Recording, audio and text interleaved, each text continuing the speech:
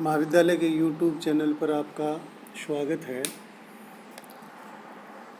मुग़ल कालीन कलाओं की कड़ी में इससे पहले अपन मुग़ल कालीन वास्तुकला के बारे में अध्ययन कर चुके हैं, जान चुके हैं। अब जो अन्य कलाएं थीं उसके बारे में बात करेंगे। चित्रकला का जो इतिहास है वो भारत के अंदर बहुत पुराना है। भारत में प्राग ऐतिहासिक काल से ही शैल चित्रकला मिली है, यानी पर्वतों के ऊपर चित्र बनाए हुए मिले हैं। इसके बाद में जो भारत के अंदर मंदिर बने हैं, चाहे वो हिंदू मंदिर हो, चाहे जैन मंदिर हो, चाहे बौद्ध मंदिर हो या अन्य कोई मंदिर हो, उनमें जो मूर्तियां हैं, जो उनके खम्भे थे, जो उनके प्रदक्षिणा पथ थे, उनके अंदर अनेक चित्रों को बनाया गया है। अजंता, एलोरा और बाघ की जो गुफाएं थी उनमें भी चित्रों का निर्माण किया गया है। तो जो चित्रकला है वो भारत के अंदर बहुत प्राचीन काल से चली आ रही थी, लेकिन मुग़ल काल के अंदर आते आते भारतीय चित्रकला और फारसी चित्रकला दोनों का मेल हुआ और एक नई शैली का जन्म हुआ, जिसको मुग़ल शैली के नाम से जाना जाता है। हुमायूं के समय में मीर सैयद अली, अब्दुल समद और मोहम्मद प्रमुख चित्रकार थे। अकबर ने अपने दरबार में हिंदू चित्रकारों को भी आश्रय दिया। अकबर के समय में प्रमुख चित्रकारों में दसवंत था, जिसने रज़्मनामा, जो कि महाभारत का फारसी अनुवाद था, उसमें चित्रांकन किया। अकबर के समय में चित्रशालाओं का निर्माण भी हुआ, यानी जहाँ पर सिर्फ चित्र बनाए जाते थे, ऐसी जगहों का निर्माण भी किया गया। चित्रकला का जो सर्वाधिक विकास है मुग़ल काल में, वो जहांगीर के काल में हुआ। जहांगीर स्वयं चित्रकला का प्रेमी था। जहांगीर के काल में बहुत से चित्रकार हुए जिनको जहांगीर ने आश्रय दिया और बहुत ही सुंदर चित्रों का निर्माण हुआ। जहांगीर के काल के जो प्रमुख चित्रकार हैं उनमें अब्बुल हसन, मोहम्मद नादिर, मनोहर, बिशन दास, केशव माधव, मंसूर मुराद, ये प्रमुख चित्रकार थे। और इस समय के जो चित्र थे उनमें मुख्यतः पेड़ पौधे, पशु, इमारत, प्रकृति के दृश्य, शिकार के दृश्य, इनको प्रमुख स्थान दिया गया। जहांगीरनामा, जो जहांगीर की आत्मकथा थी, इसको सर्वाधिक चित्रित किया गया। शाहजहाँ और औरंगजेब के काल में चित्रकला का कम विकास हुआ, क्योंकि दोनों ही शासकों की चित्रकला में कम रुचि थी। अतः जो चित्रकार थे वो स्थानीय शासकों के दरबार में चले गए। स्थानीय शासकों में जो राजपूत थे उन्होंने भी चित्रकला को अत्यधिक श्रेय दिया, चित्रकला को आश्रय दिया। भारत की प्राचीन स्थानीय कला राजपूत कला को मानी गई है। और राजपूतों ने अपने जो किले बनवाए, राजपूतों ने जो मंदिर बनवाए, उनमें भी उनको चित्रित करवाया है, उनमें चित्र बनवाए हैं। इस तरह से मुग़ल काल के अंदर चित्रकला का विकास हुआ। और जो प्राचीन भारतीय चित्रकला थी उसमें फारसी कला मिल गई और एक नई शैली का उद्गम हुआ, जिसको मुग़ल चित्र शैली के नाम से जाना जाता है।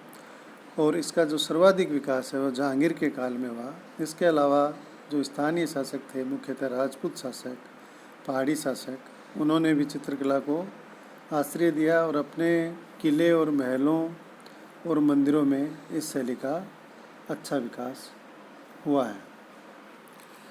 चित्रकला के बाद में संगीत कला को भी मुग़ल काल के अंदर प्रेस्य मिला। अकबर के समय में संगीत कला को प्रेस्य मिला और उसके दरबार में 36 कुशल संगीतज्ञ थे, जिनमें तानसेन सर्वाधिक प्रसिद्ध था। जहांगीर एवं शाहजहाँ के समय में भी संगीतज्ञ थे, लेकिन औरंगजेब ने संगीतज्ञों को निकाल दिया था। अकबर के समय में मूर्तिकला के उदाहरण मिलते हैं। अकबर ने जयमल और पता जो कि राजस्थानी वीर थे, उनकी मूर्तियां बनवाई और आगरा के किले के मुख्य द्वार पर लगवाई। फतेहपुर सीकरी के हाथीपोल पर हाथियों की मूर्तियां लगवाई गई। इसके अलावा जो स्थानीय शासक थे, राजपूत शासक थे, जो मुग़लों के अधीन शासक थे, उन्होंने भी मूर्तिकला को स्थान दिया और अनेक मूर्तियों का निर्माण इस समय करवाया गया। राजपूतों ने संगीत कला को भी आश्रय दिया और अनेक घराने इनके समय में हुए और अनेक संगीतज्ञों को इन्होंने अपने दरबार के अंदर स्थान दिया है। मुग़लकालीन साहित्य, मुग़ल शासकों का जब शासन स्थायी हो गया तो उन्होंने अपने दरबार के अंदर अनेक साहित्यकारों और विद्वानों को संरक्षण दिया। कुछ मुग़ल सम्राट स्वयं भी अच्छे विद्वान थे और अनेक ग्रंथों की रचना की है। इस काल के अंदर फारसी और हिंदी साहित्य का विशेष रूप से विकास हुआ। फारसी मुग़ल दरबार की मुख्य भाषा थी, इसलिए फ़ारसी के अंदर अनेक ग्रंथों को लिखा गया। बाबर के समय में गयासुद्दीन मोहम्मद शेख जैन खां, मीर इब्राहिम विद्वान थे। स्वयं बाबर विद्वान था और साहित्य लिखने में रुचि रखता था। उसने अपनी आत्मकथा बाबरनामा नाम से तुर्की भाषा में लिखी। बाद में इसका फ़ारसी सहित अनेक भाषाओं में अनुवाद हुआ है। बाबर के साथ नादिर समरकंदी, जैनुल आबदीन, मिर्ज़ा हैदर आदि फ़ारसी विद्वान आए थे। बाबर के बाद में हुमायूं का शासन बहुत कम समय और अस्थिर रहा, लेकिन फिर भी हुमायूं की ज्योतिष और भूगोल में रुचि थी। उसके समय में हुमायूं की बहन गुलबदन बानो बेगम ने हुमायूंनामा और जौहर ने ताज़किरात उल वाक़ियात नामक पुस्तक की रचना की है। अकबर का काल लंबा और स्थायी, और अकबर ने अपने दरबार के अंदर अनेक विद्वानों और कवियों को संरक्षण दिया है। अबुल फजल ने आईने अकबरी में 59 विद्वानों का उल्लेख किया है। इस समय के ऐतिहासिक ग्रंथों में अबुल फजल द्वारा लिखित 2 ग्रंथ अकबरनामा व आईने अकबरी, मुल्ला दाऊद की तारीख़ अल्फ़ी, बंदायूनी की मुंतखबुल उल तवारीख़ मुख्य हैं। अकबर के समय में जो अनेक भारतीय ग्रंथ थे, जिनमें रामायण है, महाभारत है, लीलावती है, अर्थवेद है, राजतरंगिणी है, इनका फ़ारसी भाषा में अनुवाद कराया गया। यानी एक अनुवाद विभाग था और इस अनुवाद विभाग का यही काम था कि जो प्राचीन भारतीय ग्रंथ हैं उनका फ़ारसी भाषा में अनुवाद किया जाए, जिससे कि भारतीय जो संस्कृति और साहित्य है उसके बारे में जो लोग फ़ारसी जानते हैं वो भी जान सकें। इसके अलावा इस समय में अनेक मौलिक ग्रंथों की रचना हुई। अकबर के काल में फैजी, जमालुद्दीन, उर्फ़ी, नजीरी, गिलानी आदि प्रमुख विद्वान थे। अकबर के बाद में जहांगीर स्वयं एक विद्वान शासक था और जहांगीर ने भी बाबर की तरह अपनी आत्मकथा तुझके जहांगीरी या जहांगीरनामा लिखी। इस समय के अन्य ग्रंथों में इकबालनामा जहांगीरी, माशीर जहांगीरी, जहांगीर के समय में जो मुख्य विद्वान थे उनमें गयास बेग, नकीब खां, नियामतुल्लाह आदि प्रमुख थे। जहांगीर के बाद में शाहजहाँ शासक बना। शाहजहाँ की भवन निर्माण में ज़्यादा रुचि थी, लेकिन फिर भी उसने विद्वानों को संरक्षण दिया और शाहजहाँ के समय में अब्दुल हमीद लाहौरी का बादशाहनामा, इनायत खां का शाहजहाँनामा और काज़विनी का बादशाहनामा प्रमुख ग्रंथ हैं। औरंगज़ेब साहित्य में विशेष रुचि नहीं लेता था और उसने साहित्य को संरक्षण देना छोड़ दिया, लेकिन फिर भी उसके समय में भी अनेक ग्रंथों की रचना हुई। जो विद्वान थे उन्होंने स्वतंत्र रूप से भी ग्रंथ लिखे। काफ़ी खां द्वारा मुंतखब उल लुबाब, मोहम्मद काजिम काफ़ी खां द्वारा आलमगीर नामा, मोहम्मद साकी द्वारा मासिर आलमगिरी, भीमसेन द्वारा नुक्शा ए दिलकुशा व ईश्वरदास नागर द्वारा फुतुहात आलमगिरी की रचना की गई।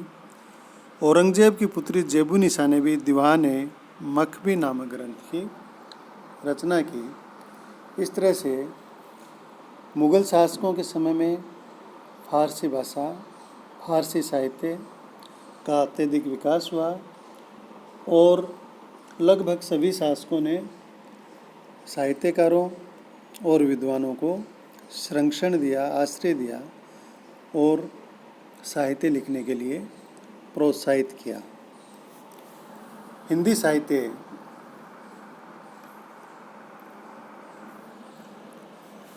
मुग़ल काल में हिंदी साहित्य का भी पर्याप्त मात्रा में सर्जन हुआ है।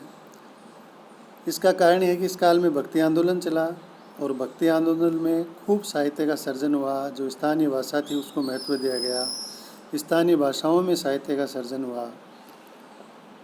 रहीम, कबीर के दोहे, इनके द्वारा लिखित दोहे, जायसी ने पद्मावत लिखी। अकबर के समय में हिंदी कविता ने विशेष प्रगति की। हिंदू मुस्लिम समन्वय भी इस साहित्य में प्रकट हुआ है।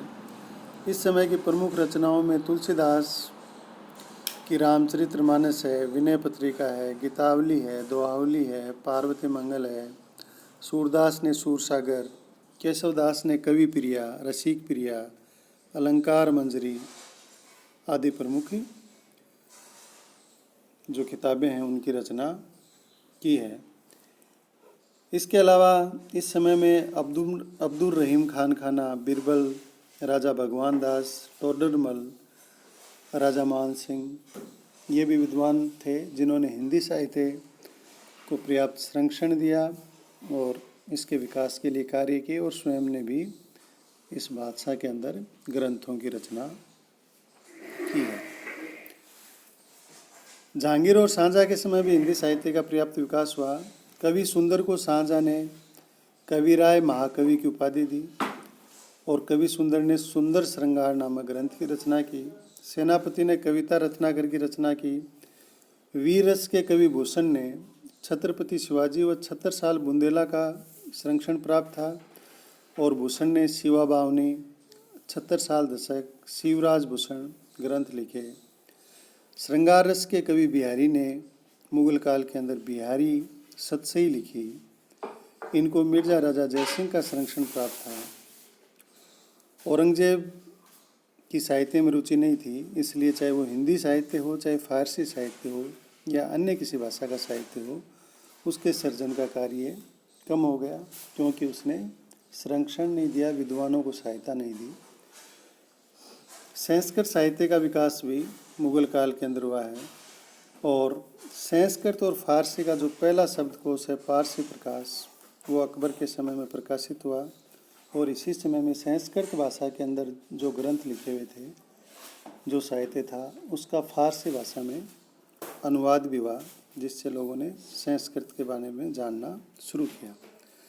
जहांगीर के समय में संस्कृत के विद्वानों में जगन्नाथ पंडित, कविंदर, आचार्य सरस्वती प्रमुख विद्वान थे। जगन्नाथ पंडित ने रस गंगाधर और गंगा लहरी की रचना की। इनको जगन्नाथ पंडित को जहांगीर ने राजकवि बनाया। वेदंगाचार्य ने खगोल एवं ज्योतिष संबंधी ग्रंथों की रचना की। अब्दुल हमीद जाहोरी ने कई संस्कृत के विद्वानों के नाम दिए हैं कि इस समय में मुगल काल में अनेक संस्कृत के विद्वान हुए हैं। अन्य भारतीय साहित्य यानी अन्य भाषाओं के अंदर भी भारतीयों जो साहित्य है उसकी रचना भी है। सल्तनत काल में उर्दू भाषा का पर्याप्त विकास हुआ था। उर्दू भाषा का जन्म विदेशी एवं भारतीय भाषाओं के संपर्क का परिणाम था। इस भाषा का विकास शुरू के अंदर दक्षिण भारत के बीजापुर गोलकुंडा राज्य में हुआ था। मुगल सम्राट मोहम्मद शाह ने 1722 में दक्षिण का एक उर्दू कवि था शमसुद्दीन वली को बुलाकर उर्दू को प्रोत्साहित किया। बाद में अन्य उर्दू के जो विद्वान थे उन्होंने भी साहित्य लिखा है। बहादुर शाह जफ़र उर्दू का एक अच्छा विद्वान था और उसने खुद ने भी बहुत सा साहित्य लिखा है। उसके समय में गालिब और जोग जैसे प्रसिद्ध शायर हुए। पंजाबी भाषा में गुरु ग्रंथ साहिब की रचना हुई।